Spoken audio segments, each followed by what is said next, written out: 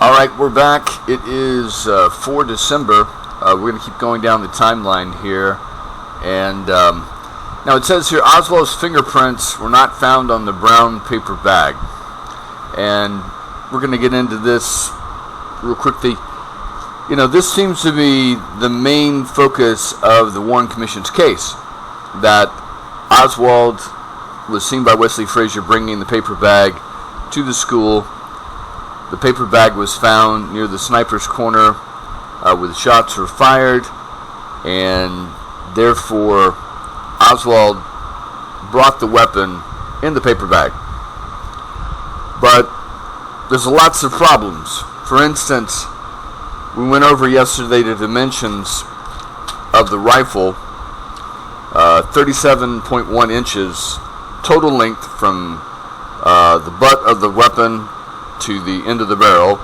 If you broke it down and disassembled it, which is quite a task there, you're looking at 31.1 inches. Now, the bag that the FBI presents to the Warren Commission is 35.9 inches, which, you know, reasonably the weapon, 31.1 inches, would fit in that dimension. But the bag that is presented to the Warren Commission and they present as evidence in their final volume is obviously a different bag than the one that was found, because like I showed you, the one they present is oily and brown and long, and the one that was found at the school book depository with the pictures outside is definitely lighter, thinner, and shorter. So there's a problem with that. Also, I went over the fact that from the upper part inside of Oswald's arm to, if his arm was completely stretched down and his fingertips would be 2 feet, 24 inches. Wesley Frazier testified that Oswald put the package up into his arm and held the bottom of the package with his fingers, that it didn't extend out and it didn't go up above his shoulder or his armpit. So there's obviously a problem there. How do you take, you know, if you press it down to 31.1 inches of the total rifle, which is going to be a little further than that because he's curled up the ends, and stuff it under his arm, how do you get 31 inches of Oswald stuffing it under his arm and grabbing on to the end when Oswald only has 24 inches and is 31 inches of the rifle? So we obviously have a problem there. Another major glaring problem is Oswald's fingerprints weren't found on the paper, the packaging. How can that be? If he's carrying this package, he's obviously grabbing it along the mid-length and putting it in the back of the truck. Then he's carrying it by grabbing the ends of the package. How can that not be any fingerprints on the package, the paper package? Now, if you remember, let's see, let's take a look at that package. Hold on a second. There's the rifle. There's the package. See, now, the government says that this is oil from when they tried to find fingerprints on the package. Now, if the paper absorbs all that oil and makes it a completely different looking package, where's the oil from Oswald's fingers? Because that's all a fingerprint is your body secretes oil, and especially from your fingers, and that's how you end up leaving fingerprints everywhere. So it just seems inconceivable to me that Oswald could be grabbing this package all the time, carrying it, and think of it this way: Oswald had to bring the packing material from work. That means he had to grab it, pull it out from the roller, tear it off, and then fold it, which means every time you fold it, see how it's got these folds? You're leaving your fingerprints here because you're folding it. and then carry it back to Mrs. Payne's garage, and then construct it, because this packaging isn't sealed on these sides. He had to seal these sides here, okay, and then slip the rifle in, okay. That means you're holding the package and pulling it down onto the rifle, okay. It means you've got to impress your fingers into the paper as you're pulling the paper down the length of the rifle, okay. Then you've got to hold the, fold it, leaving your fingerprints at the folded end, okay. And then when you pick it up to carry it, maybe you're picking up here, you're leaving fingerprints here as you're putting in the back seat of Wesley Frazier's truck or car. Then when you get out, you're grabbing it here, and then you're stuffing it underneath your arm, and you're putting your fingerprints again here. Then when you get up to the 6th floor sniper's lair, you're grabbing this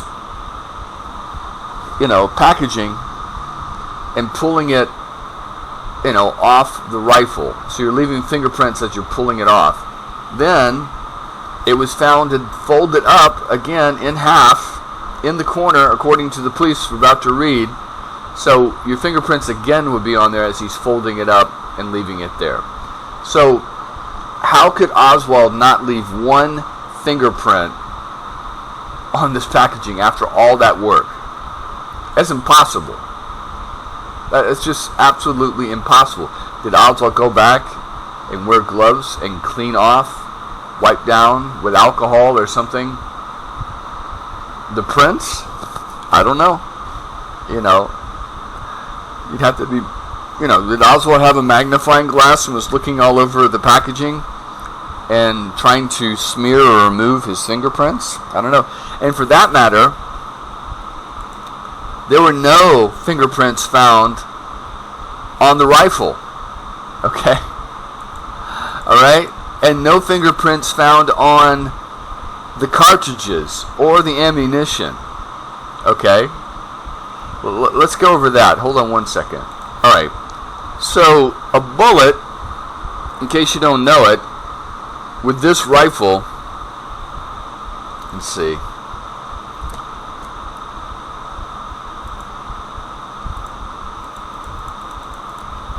Alright, so the Carcano has a metal clip that goes right there, okay? And you put 4 to 5 rounds in this clip, and you grab each bullet and push it down into the clip, okay? It's very difficult to do if you're wearing gloves. So you're going to leave your fingerprints as you're pushing the bullet into the clip on the casing of the bullet. You're also going to leave your fingerprints on the metal clip. And then you're going to have to push from the top bullet with all the 4 or 5 bullets in the clip down into this here. Okay? You understand how that works? Is that your thumb is going to have to push into the metal as you're pushing, or into the casing of the top bullet as you're pushing this metal clip into the rifle. Okay? And then your fingertips and your thumb are going to push this bolt forward and then push it down. Okay?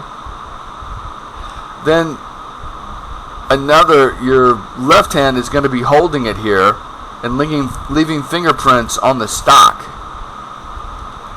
Your other fingers may or may not be holding on to here, but your thumb is going to be riding over the ridge of this stock.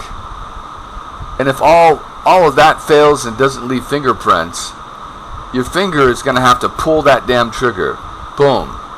And then your hands are going to go up, your fingers are going to grab this bolt, push it up, pull it back, push it forward, because the cartridge is going to fly out, push it forward, push it down, and then you're going to have to re-aim again, grabbing the stock, and then pull that trigger. You're going to leave fingerprints, okay? And even if you have gloves, okay, it's going to be very difficult to fire this with gloves on. And none of the witnesses saw the individual firing this weapon with gloves, because you can see gloves sticking out here. So, and then another obvious one, when you leave the rifle, let's see if I can find where they left the rifle here. When you drop that rifle off there, you're going to leave your fingerprints there unless you're back in the boxes wiping it down. So you're going to leave fingerprints. It's just a natural thing, especially you're nervous, you're sweating, you just shot the president and you're rushing to get out. It's going to be very difficult to stay calm, cool, and collective and wipe down this entire weapon of all your fingerprints, hide the weapon, run down the stairs, run into the second floor basement break room right there, fumble for your change, put your coins in the machine, grab your soda, and then be, where's the other picture here? Hold on a second. Anyway, be at the door when the policemen arrive, all within 90 seconds. Just virtually impossible. And so that's what, when you read the Warren report and you accept their conclusion, that's what you're accepting. You're accepting the impossible. You're going against common sense and evidence, and now the impossible is possible. Okay? Just like with the magic bullet, changing courses in line, the same thing with fingerprints that magically disappear. Okay? Alright, so let's get into this part here about the brown paper bag again.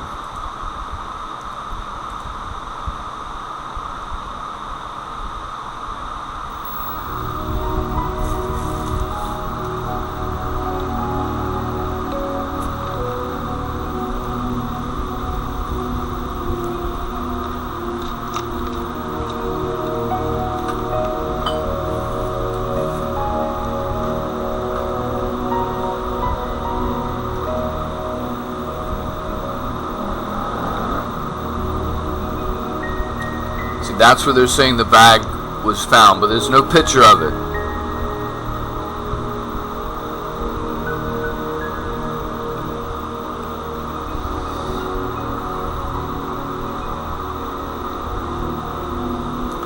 There's the paper bag. Now, you see that bag right there? You're going to tell me that that bag is the same. Hold on one second. Alright. So we're supposed to believe that this bag is the same as this bag. Look at the color. Look at the texture. It's completely different. And if this is the same bag and it's just absorbed oil from the FBI trying to find fingerprints on it, the FBI has destroyed evidence by using faulty, inept forensic methods. Okay? Anyway, we're supposed to believe this is the same bag.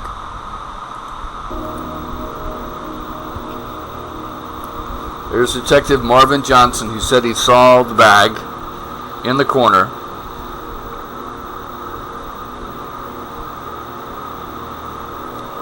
There it is again, another view. This is supposed to be the same bag as this right here. I don't know. It looks like a completely different bag to me, folks. Maybe I'm just being naive or something. I don't know.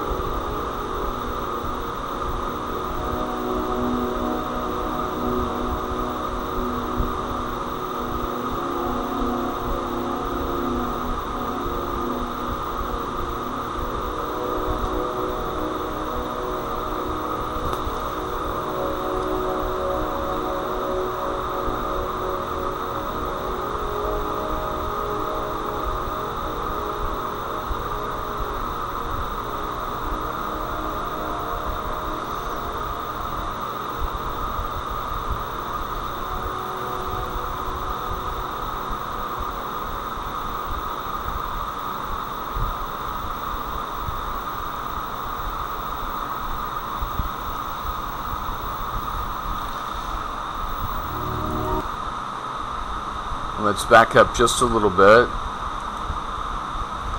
So they're saying a paper bag was found here. There's the Dr. Pepper bottle. They're saying a paper bag was found here somewhere. I don't see one, but they're saying it's there. There's another. Looks like another bottle right there.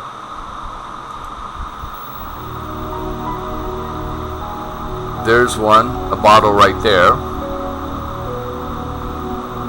This is the lunch sack, they're saying, and the paper and the bottle. And there's that sack again. So they obviously have some kind of sack, lunch bag, and bottle outside of the school book depository.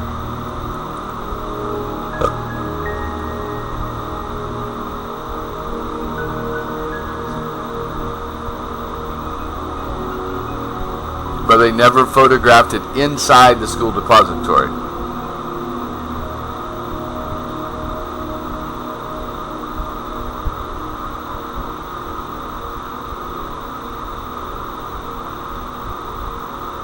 He took pictures of the shell casings, took pictures of the boxes. They dusted for prints on the boxes.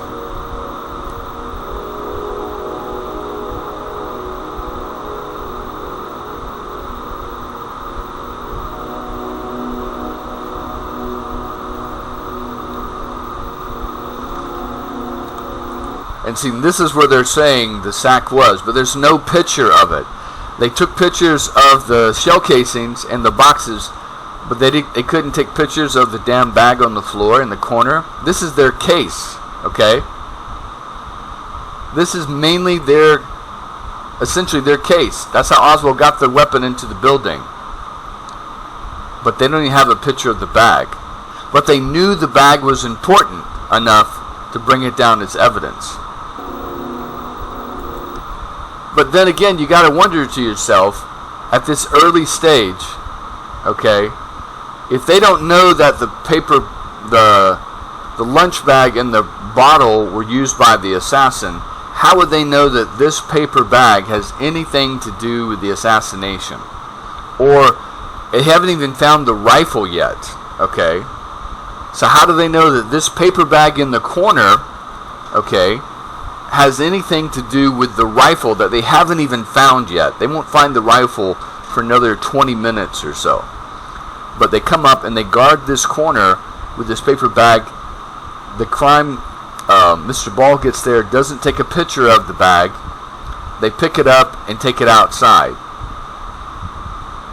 But again, what does this bag have anything to do with the rifle that they haven't even found yet?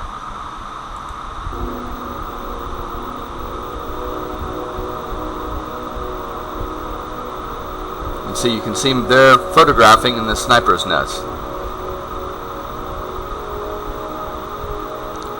You know, and then this picture here, look. Hold on one second. Let's back up a little bit. Now this picture right here makes me doubt that anyone could see anyone in the sniper's nest, because what they were saying, a lot of the witnesses say they saw a man standing here, okay, holding the rifle. Now if a man was standing, see, there's the man's waist right there, he's standing on the floor. If you take this length right here and push it up, his face is going to be blocked by this windowsill. So if a man is standing here, okay, with a rifle, his face and head are mostly going to be blocked by this windowsill. So how could anyone tell what anyone looked like in this windowsill? You could have had a gorilla in that windowsill and no one would be able to describe the face.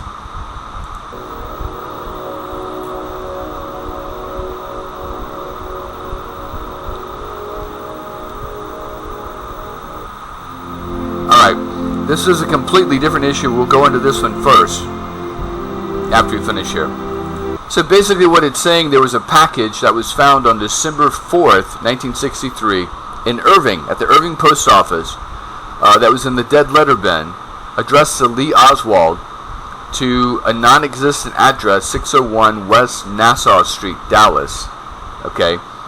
And so in case you don't know what the dead letter bin is they sort all the mail as it comes in during the day. Okay? And then the letter carriers go out with their packages for that day, and when they come back, if there's any time remaining in the day, they work these dead letter bins and try to figure out where this address is. And if you look in Dallas, you look all over Texas, there is no West Nassau Street anywhere in Texas except way out in West Texas, in a city called Plainview. And there is a 601 West Nassau Street in Plainview, but it's not even anywhere close to Dallas. Now, some people have suggested, because they'll show the address here, that it wasn't Nassau Street, but Natchez Street. Okay? It was addressed to Lee Oswald, and you can obviously see that the writing is Lee Oswald. Okay? So, some people have suggested that Nassau was Natchez Street, which is runs right into Beckley there, and that Oswald didn't know how to spell Natchez Street, so he spelled it Nassau Street. Okay? A lot of people say, well, why would Oswald mail a package to himself? And here's a real simple reason. He didn't want to leave material, okay, at his home in Beckley for the nosy landlady to go through, or the police if something went wrong with his mission. Okay?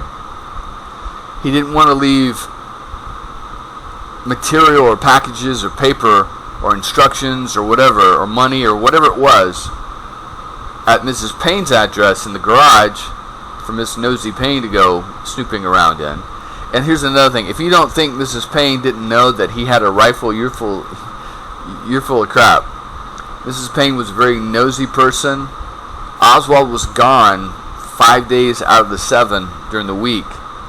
So if you don't think Mrs. Payne wasn't snooping around in her own garage looking at Oswald's stuff, then you're pretty naive. She knew he had a rifle. She knew a lot of things, okay? So, or Oswald didn't want, if something went wrong, for the police to find something in Mrs. Payne's garage either. Also, he didn't want, the FBI or the postal inspector to find something in his P.O. box. So, before you go on your mission, this is just in case things goes wrong, I can recover this package later. You mail it to an address near where you're at, but you misspell it, or you give the wrong, you do the misspelling of the name. So it ends up, if you mail it from Irving, it ends up in the dead letter bin. That way, when everything's over and all the heat's died down, you can go to the post office and say, hey, I was supposed to get this package, but I think someone put the wrong address, and it's under my name, Lee Oswald, can you go check? And they would go check the dead letter bin, and they would find it and then hand it over to him. So it was found. No mentioning of it was put into the Warren report. It was found in the late 60s. The only reason anybody knows about it is because pictures and information were found out from an FBI document, and saying that it was handed over to the FBI by the mail service. And another thing too, a lot of people don't understand, is that the mail service does have a law enforcement division, just like the Park Service and just like other government agencies. They all have their investigative agencies. Matter of fact, there was a postal investigator trying to interview Oswald or ask him some questions when he was brought in the interrogation room. Okay? No one knows what was said, no one knows what was asked. Probably had something to do with this Alec James Heidel and his post office box that he was using.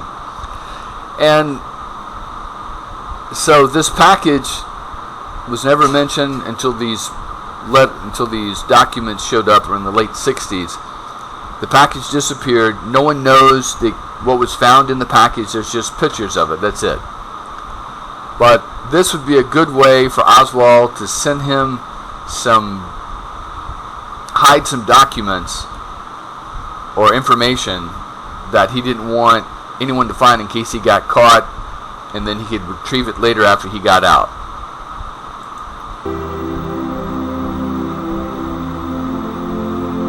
That's the package right there. You can see this is obviously Oswald's writing, and there you see it's West Nassau. This is the Irving, Texas. I wish I could see the date on this, but anyway, we'll keep going. And it looks like the same packaging as the rifle material, the rifle package.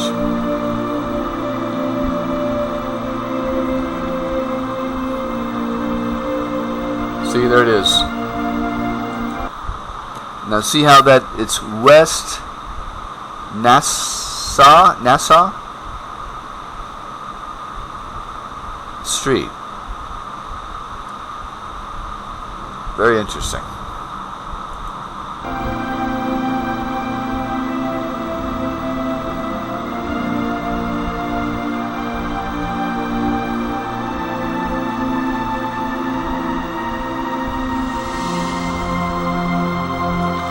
And see how someone has scratched out Dallas and put Irving, Texas.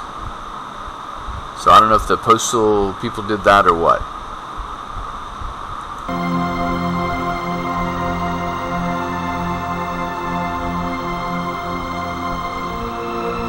Another interesting thing to me is that the postage is down here.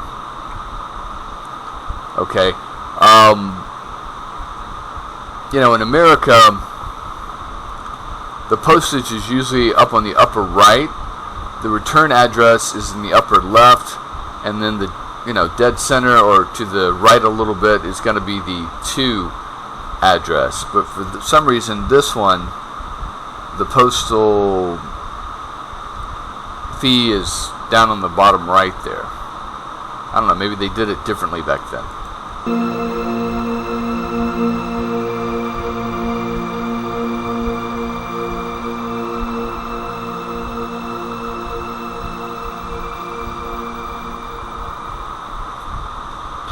Alright, so let's take a look at that right there. So, when you look up 601 West Nassau, the only one that comes up is in Plainview, Texas. Like I said, it's over near. I've interviewed billionaires. Mark It's Cuban, over Johnson, near the border.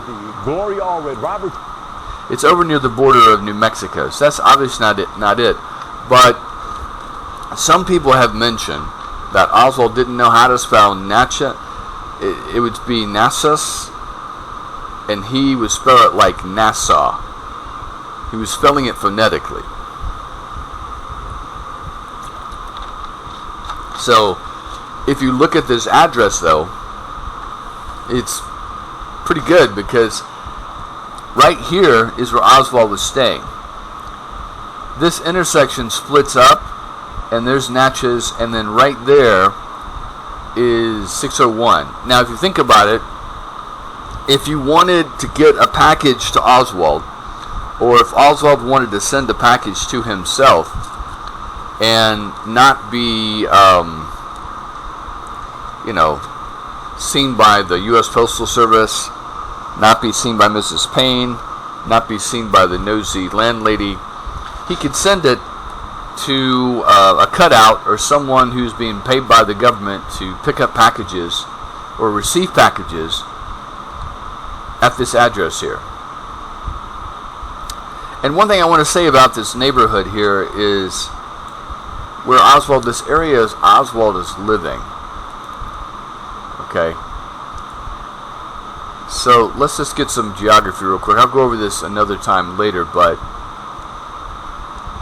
so when Oswald first moves, he and his wife, they're living off of Elsbeth right here. And then they moved to Neely, which is around the corner. Now, at the time of the shooting, Jack Ruby was living right here. Oswald was living right here. He first, this is Marseille, when Oswald got his first room for about a week or two, before the landlady kicked him out for hearing him speak in Russian, he lived right here, off of Marseille. A straight walk down to Ruby's. Okay? And then he moved over here. He's still within walking distance of Ruby's. Over here, he was living at Elsbeth and Neely, still within walking distance of Ruby's. Okay? The Texas Theater is like right down this way, off of Jefferson. There's also a library in here, which would be a good meeting place.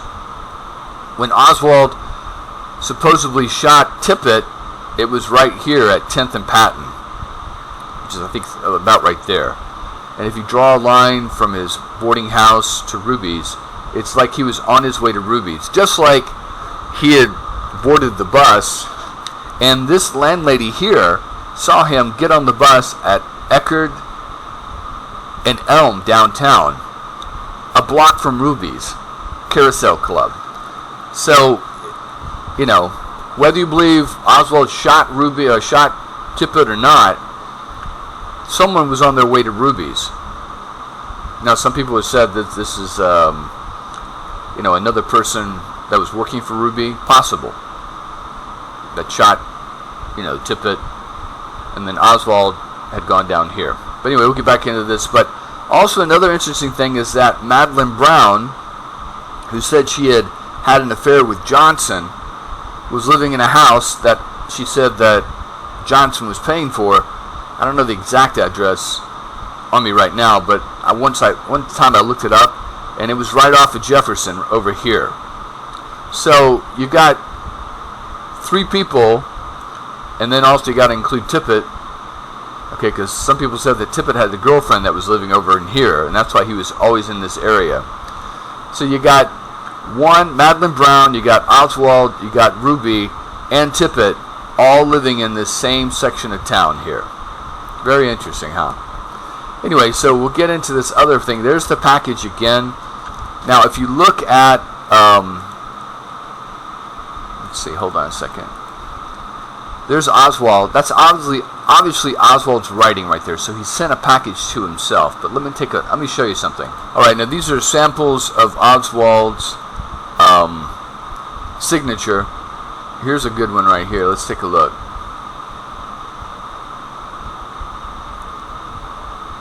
So you see there's Oswald's signature right there. Actually, no, that's someone else. Excuse me. But on the back of that, you can see Oswald's signature right there. You see that? Here's another one of his signature. That's an almost exact copy of that right there. Very, very similar. And see, here's the signature on the back of this check that was written to him for, what, $10 or so?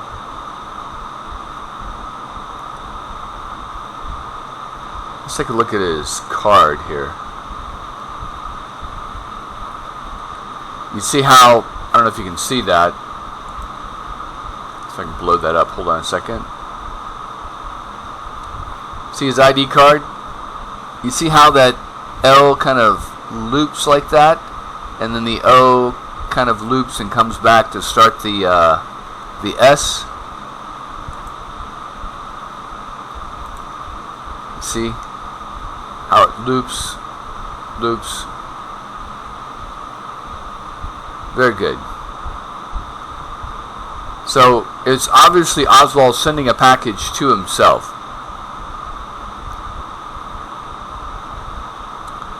Let me see. I'm going to read through this and see if there's anything interesting. And see, there's another thing. It was short on postage.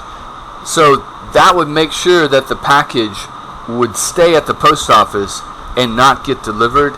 And then that way Oswald, after whatever blew over, could walk into the post office and say, hey, someone mailed me a package but I don't think there was enough postage on it. It's under the name of Lee Oswald. Can I get that package and I'll pay for the postage? That way it would ensure it stayed at the post office and didn't get delivered. And then whatever, this is basically, it's tradecraft from that people would be taught as spies or agents to send themselves things to make sure it didn't get delivered, and then they could go back after whatever blew over and pick it up. Makes a lot of sense. Again, if you look at the package,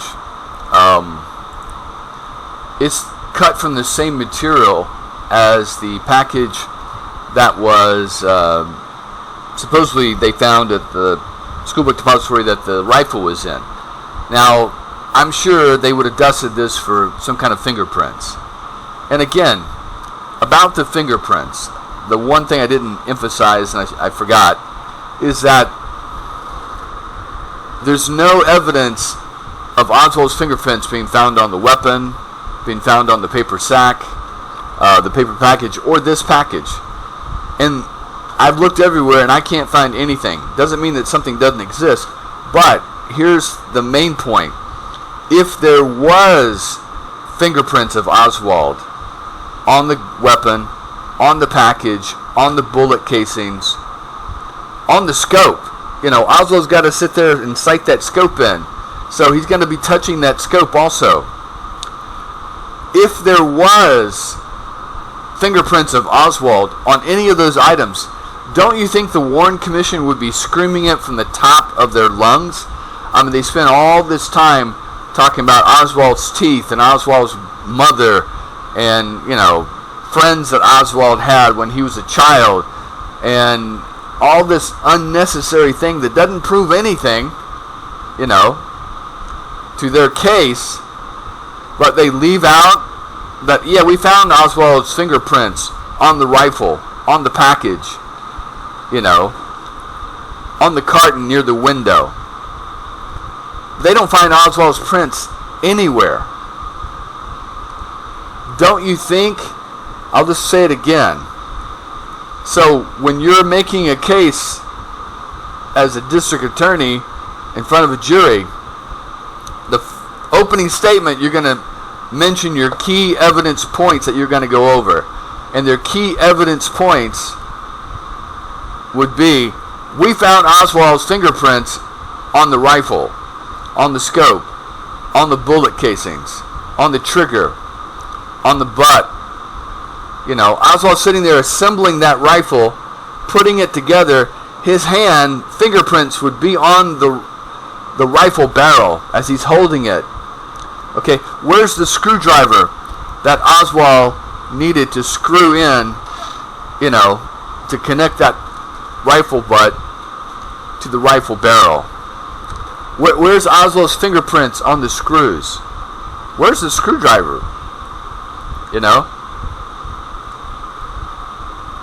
Don't you think they'd be mentioning that from day one?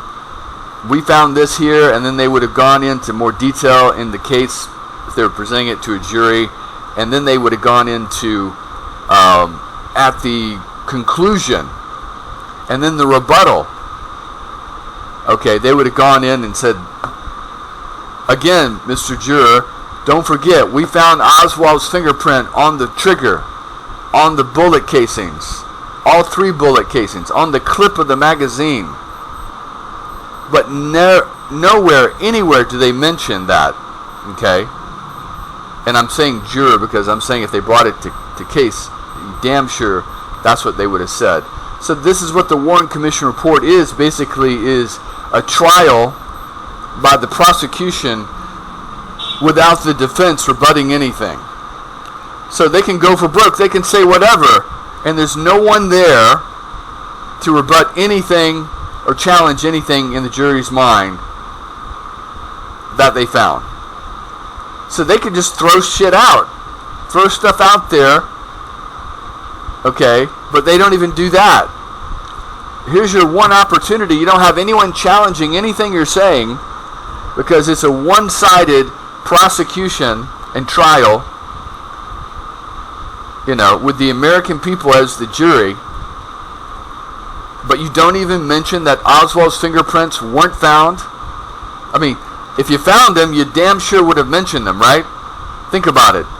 Logic says that if you found Oswald's fingerprints anywhere on the packaging that he brought the rifle in, on the rifle, on the shell casings, on the clip for the rifle, on the telescopic scope, that you would have definitely mentioned that, okay? When they did paraffin tests, they didn't find any gunpowder residue on Oswald's face or cheek. They found it on his hands, but let's be clear, it's a nitrate test. It's not just gunpowder. Nitrates can form on boxes also in dust. So let's be real clear that, you know, if they had found nitrates on Oswald's cheek, you know, when you're putting the scope up to your eyeball and, you know, the bullet's exploding and all that gunpowder is coming out and you're ejecting, when you're ejecting with the bolt,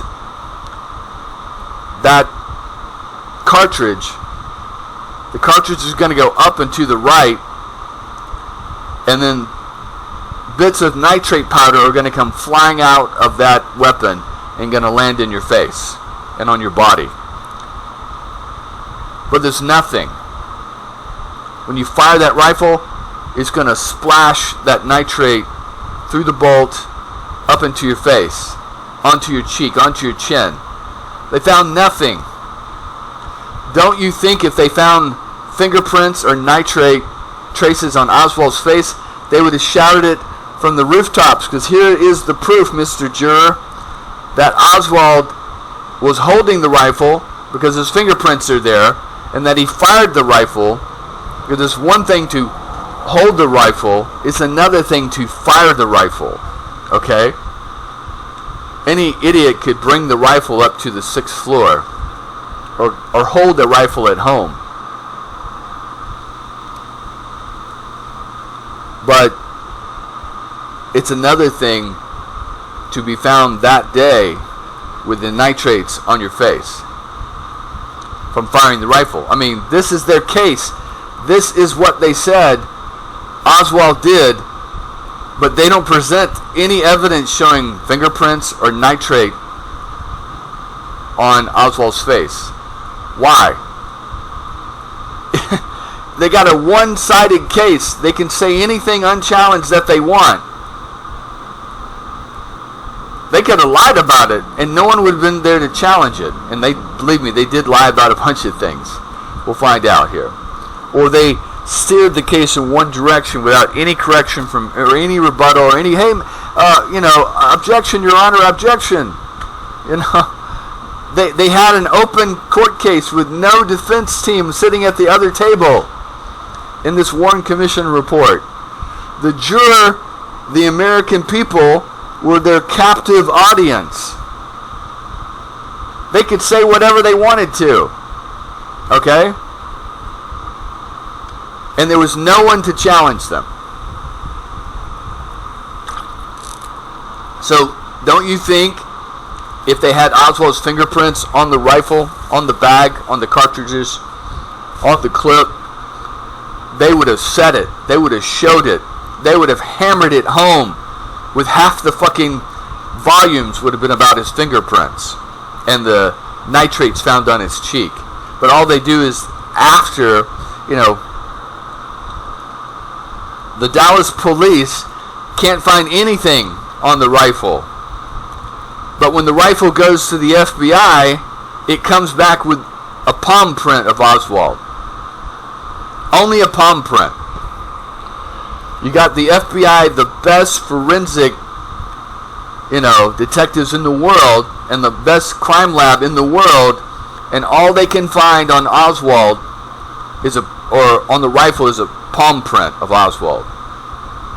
And again, let's not forget that after Oswald was shot and killed, that the day before his funeral, the night before his funeral, agents showed up at the funeral home and went into Oswald's, where Oswald was on the table dead, put ink for printing on Oswald's fingers and hands, okay, to print Oswald, to get his prints,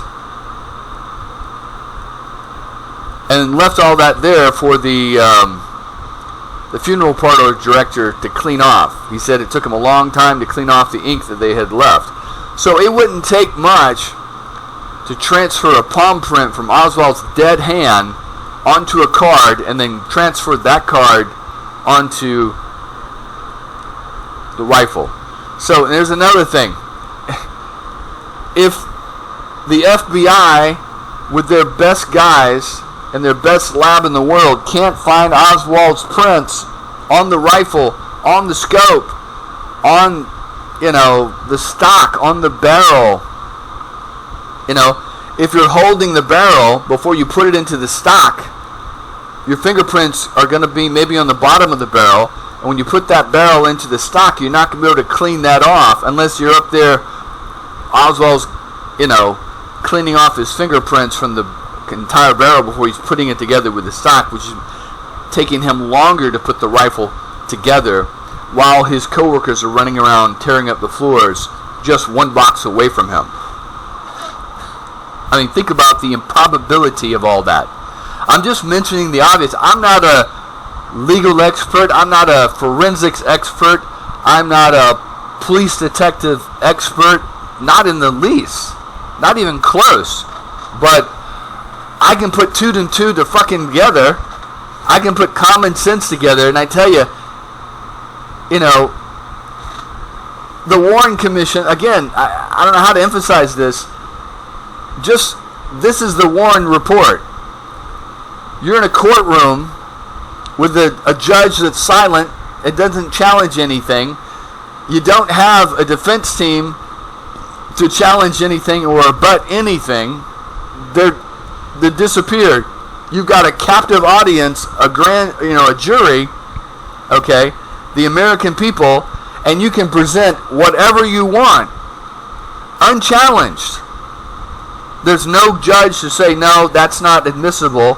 There's no defense lawyer to say, Your Honor, I object. There's no defense lawyer to say, to come back and rebut the evidence you're presenting. This is why Oswald couldn't go to trial, because if Oswald went to trial, any half-assed lawyer, who went maybe the night law school, Better Call Saul, I guess you could say, could sit up there and easily say, Mr. and Mrs. Juror, the government's case is that Oswald fired the weapon. But where is the evidence that Oswald fired the weapon? Don't you think if the government had proof that Oswald fired the weapon, they would be presenting it in the courtroom right now? Have you heard any evidence showing that Oswald fired that weapon? Where's his fingerprints on the weapon? Where's the nitrates on Oswald's cheek or on his body? There's nowhere. Mr. and Mrs. Juror, don't you think that if the government had this evidence, they would have just presented it to you? And I would be rebutting it right now? Why aren't they presenting that, Mr. and Mrs. Juror? You have to logically ask yourself that question.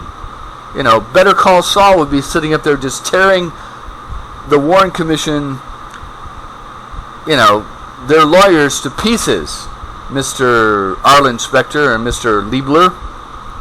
You wouldn't have a case. And if the strange thing, if the jury did convict Oswald and it went on to appeal, an appellate court would throw the case out. There's no evidence showing that Oswald held the rifle, fired the rifle, nothing.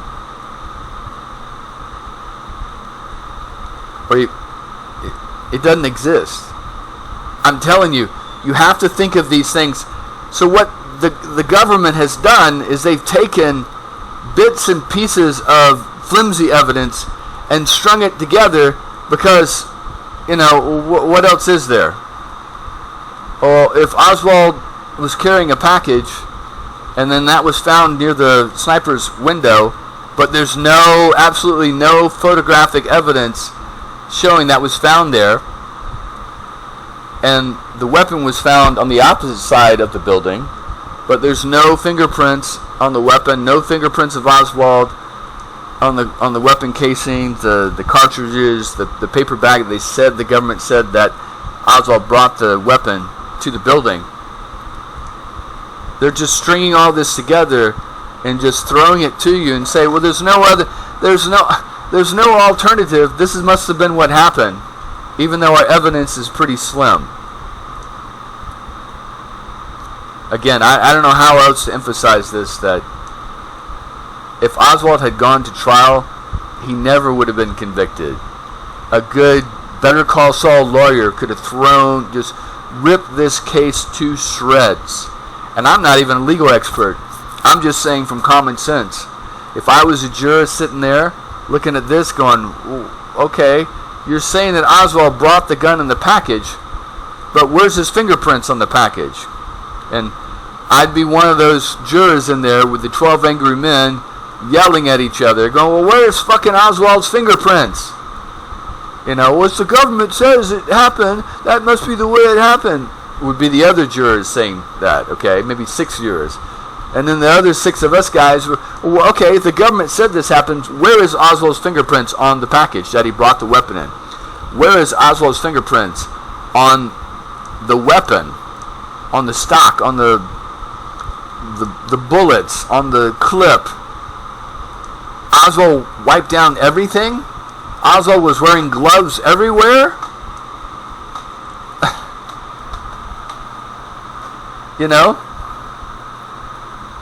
Oswald was spotted at a shooting range with no gloves, firing the weapon,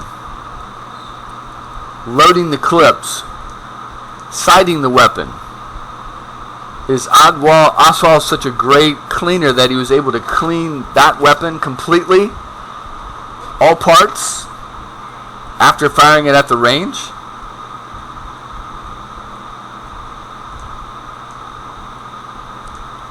And for that matter, was this weapon even fired at all? Because if Oswald didn't fire that weapon and someone else did, where are their fingerprints?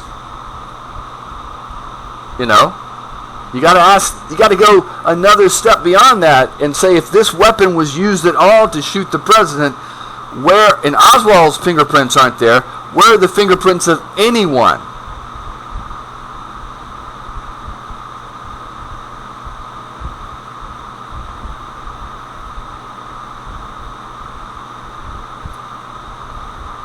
Where are the fingerprints of the person who packed the bullets in the packaging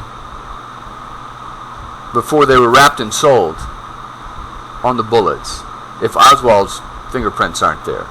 Did Oswald clean every bullet with alcohol and then wipe them down? Think about that. The government's not saying that anyone's fingerprints were found on, not just Oswald's weren't found, that no one's fingerprints were found on the weapon. Surely the person at Klein's who put the weapon together, because this weapon was made from several different rifles, okay, and then just assembled into one rifle. Surely someone at Klein's would have left their fingerprints, somewhere on that damn rifle, on the scope. But there's nothing. Not only are Oswald's fingerprints not there, no one's fingerprints are there. How's that possible? Not only are Oswald's fingerprints not on the packaging, but if Oswald didn't leave that package there, where are the fingerprints of the person who did? Just common sense, people. Common sense things to think about. Again, imagine yourself in that jury if Oswald, okay, say the Warren report is a case in court. You're in that jury, the American public. The Warren Commission lawyers are presenting, Specter and Liebler are presenting their case in front of you. There's no defense team to rebut or to object. There's hardly a judge to say you can't present that evidence. Okay? You've got free reign to say whatever you want to the jury. Don't you think, again, I don't know how many times I say this, you've got all this stacked in your favor. Don't you think that if they had Oswald's fingerprint on the packaging, on the rifle, on the barrel, on the telescopic scope as he's adjusting it and sighting it in, on one of the bullets as he's pushing it down into the magazine clip, okay, he's going to have a thumbprint and an index fingerprint on the sides of the clip as he's holding the clip and pushing down with his thumb the bullet into the clip. Oswald is not going to sit there and use rubbing alcohol to clean off each top of each bullet casing. And then Oswald's going to have to sit there and clean with alcohol off the bolt as he's pulling, that he was pulling it back with. And then he's going to have to clean off the trigger and the trigger guard where his finger was pressing into the trigger. And then he's going to have to clean off the stock where his thumb was holding onto the stock as he's fired the weapon. And then he's going to have to clean off the upper part of the stock where he's holding the weapon with his fingers and his thumbs on his fingers on the right, his thumbs on the left, pressing and holding in, pressing into the stock to keep the weapon steady. And all within 90 seconds after that happens, he's going to have to go and clean all those areas and run across to the other side of the 6th floor and hide that weapon without leaving any prints on the stock. Maybe he's wearing gloves. Who knows? And then run down those stairs, take off those gloves, I guess, throw the gloves somewhere, and pull out his change and put it in the soda machine, grab his Coke bottle, and, and run back to the 2nd floor lunchroom door and turn around and face like he's walking away from the door while the policeman comes to the door. I mean, if I was a jury and there was no defense lawyer, I'd be laughing my ass off. Come on, I'd be slapping my head. Come on. You got a whole jury in your possession and prisoner, and this is the best you got? Where's the fingerprints? Mr. Warren, Mr. Specter, Mr. Liebler? You got a captive audience, the American people, and no one's challenging this? It's just too much. It's too much to swallow. Too much to believe. Anyway, I didn't mean to go off and about all that, but it just strikes me, common sense, if you just sit back and you think about it, just for an average Joe like me, who could possibly be sitting in that juror. I'm not a forensics expert. I'm not a policeman. I'm not an investigator. I'm not an FBI guy. I have no experience in any of these kinds of things. But just sitting there, common sense, thinking about it right now, just in this last hour. I didn't mean to spend all this time on it. But just thinking about it. They got their captive audience with no defense team rebutting, no defense team objecting, and challenging anything. And like I said, in the very final statement I'm going to say, don't you think if the Warren Commission had Oswald's fingerprints anywhere on that rifle, anywhere on that package, anywhere on those bullets, on those scopes, on the casings, don't you think they would have presented it? This is Oswald's fingerprint on the shell casing that we found. That here's the photo of the shell casing near the window. Okay, here's the photo of the rifle that we found, and here's a close-up photo of Oswald's, fingerprint on the scope. Here's the clip with Oswald's thumbprint on the left and his index fingerprint on the right of the clip. Here's a thumbprint of Oswald's thumb on the shell casing that was pushed into the clip. Here's Oswald's left thumb on the rifle stock that he held the rifle while he was shooting the president. Here's his index finger and his other four fingers on the right side of the stock that he used to hold the rifle to shoot the president. Here's Oswald's finger and thumbprint on the bolt handle as he pulled that up and pulled it back and pushed it forward and pushed it down to reload to shoot the president. Here is the paraffin test from Oswald's face, showing that there was, they could have done a paraffin test after Oswald was shot and dead, laying on the slab, although I think he might have taken a shower. But here's the police paraffin test showing that there was nitrates on Oswald's cheek and his eyebrow, because hair is going to catch all that nitrate. And in Oswald's hair, there's nitrate from 3 bullets being fired.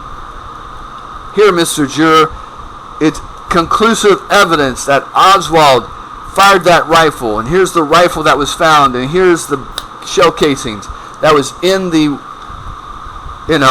fired from that window. And here's Oswald bringing the rifle, and here's a picture of Oswald holding the rifle in the backyard. I tell you, Mr. Jury, Mr. and Mrs. Jury, it's conclusive evidence. We don't know why, but Oswald was in that window firing that rifle and killed the president. Where's that statement? Where's that evidence? It's not there. Don't you think if they had it, they would have showed it?